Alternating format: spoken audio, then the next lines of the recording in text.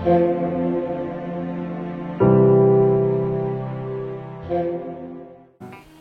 pita itu mulai digandrungin di Indonesia khususnya pertama kali mulai diproduksi itu di sekitar pertengahan tahun 80-an ya pasti. Di situ bisa dibilang satu-satunya alat fisik primadona lah. Dan sisi lainnya yang pasti ini piringan hitam atau vinil. 2005 tuh masih sangat amat berpengaruh gitu kan. Sampai akhirnya sharing media file di internet banyak. Orang udah mulai kecanggihan teknologi dihajar semuanya.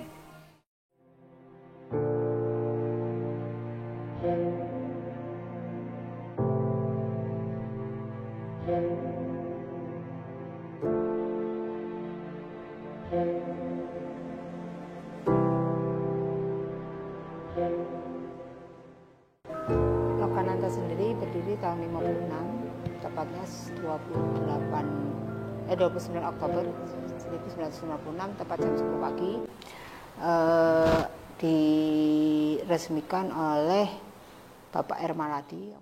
Tentunya kalau Lokananta tidak bisa dipisahkan dengan musik ya, karena boleh dikatakan bahwa Lokananta itu cikal bakalnya musik. Bagi saya kembali ke kaset itu mungkin pilihan mereka yang tepat, karena memang selain lebih sulit untuk dibajak, karena kan tidak semua orang bisa mengadakan kaset. Ya bisa sih mungkin dengan kualitas yang sederhana.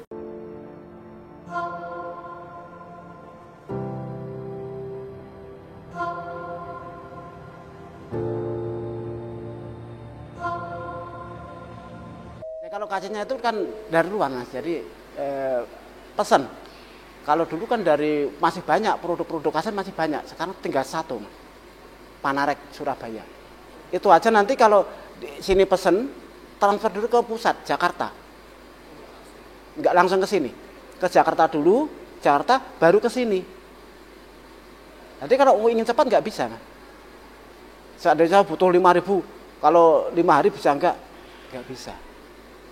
Harus melalui proses sana, punya persetujuan dari sana, sini, sana, terus ke sana gitu loh. Nanti baru ke sini nyampainya. Tinggal satu-satunya. Kaset juga satu-satunya di Lokananta. Ini mesin saya 85 sampai sekarang pegangan saya masih hidup. Lainnya udah hancur semua. Bisa berjalan. Gitu. Ada order bisa berjalan dengan mesin yang baru. Apalagi itu bisa 2 speed, bisa dipercepat kalau pakai CD. Pakai kaset pun itu saya pakai yang lama itu. Mesin yang lama tapi slipnya, recordernya pakai yang baru. Itu alhamdulillah bisa berjalan sampai sekarang. Itu kalau yang rusak ya repot ya saya yang memperbaiki.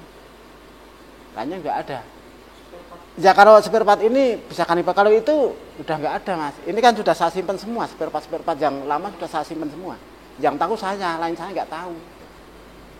Sebenarnya kalau pakai ini, kalau otomatis itu banyak Mas.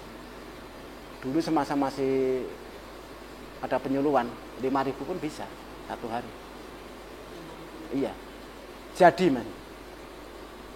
Jadi sistemnya yang mesin besar itu masternya digulung aja, nanti sudah dibaca, nanti ditransfer ke reproduksi.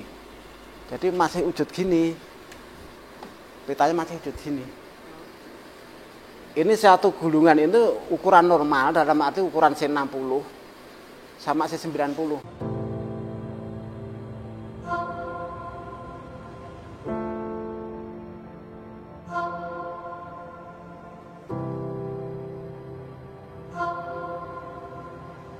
Andai Music berdiri pada Agustus 2002 oleh saya sendiri sebagai record label independen yang berorientasi musik heavy metal dan sub-sub genre, dari tradisional heavy metal, thrash metal, hardcore, metalcore, grindcore, death metal, grindcore, black metal dan lain-lain. Cuma pada awal-awal karirnya dimulai pada September 2002. Kenapa Anda yang masih tetap merilis kaset sedangkan pasar kaset tuh udah sangat kecil gitu? Ya karena basically saya pribadi suka banget kaset, nggak pernah hilang rasa sukanya dari kecil sampai sekarang. Dan sekarang saya masih koleksi kaset. Meskipun kaset dulu juga banyak yang hilang, dijual, BU. Tapi ya lihat aja masih banyak kaset. Itu dari pribadi ya. Makanya saya pengen kaset tetap ada terus. Makanya berusaha berpartisipasi untuk melestarikannya dengan merilis kaset gitu.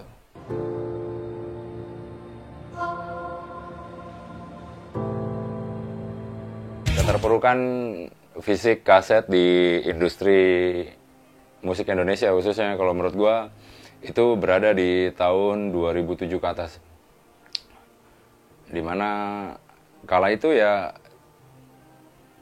menurut gue banyak orang-orang yang yang baik sih, yang terlalu baik. Jadi dia punya kaset atau CD-nya di ripping, di upload di sharing media di internet, diunggah dengan secara gratis gitu kan. Itu kan orang-orang baik kalau menurut gue kan. Cuma dia jahat kalau menurut gue gitu kan. Jahat karena dia membebaskan karya teman-teman musisi Indonesia dengan cara seperti itu. Karena gue pikir harusnya jangan seperti itu kan.